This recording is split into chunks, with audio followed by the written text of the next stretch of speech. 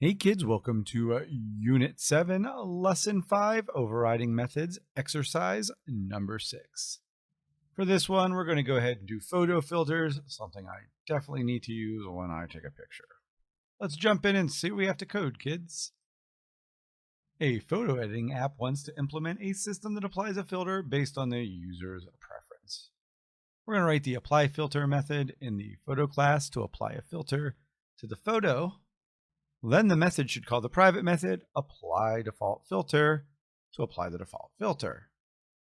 Then we're going to write the apply filter method in a custom photo that overrides the apply filter method to apply a custom filter to the photo.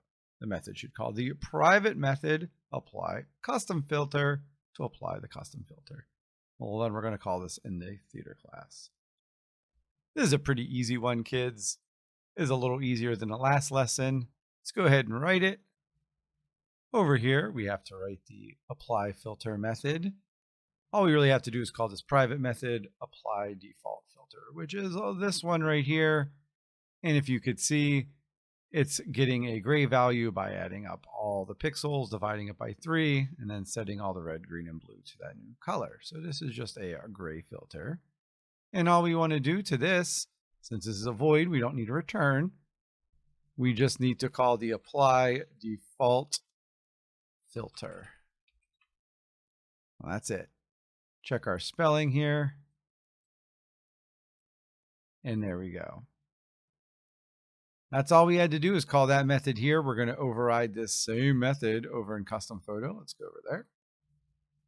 Over here, we just have to overwrite the apply custom filter. This one's going to go down here.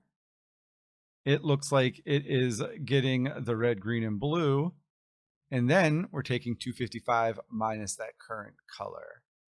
I think this filter was the one that inverted it, if I remember right, but we'll find out after we write our code. Up here, we just have to return that private method, apply custom filter. And that is it. Don't forget your semicolon. Now we just have to go over to Theater Runner. And we have to call the apply filter. We have to call it from the astronaut object we created over here. And then we're going to do the apply filter. And don't forget your semicolon. We're going to do this to 2 objects here. So we're also going to do this to our custom. So we have to call that. Couldn't find that there for a second, kids.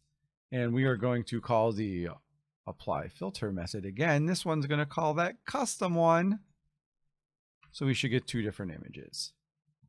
When I hit run, if I spelled something wrong, we'll fix it. But if not, we should see 2 images will pop up over here. Well, let's see if we're right, kids.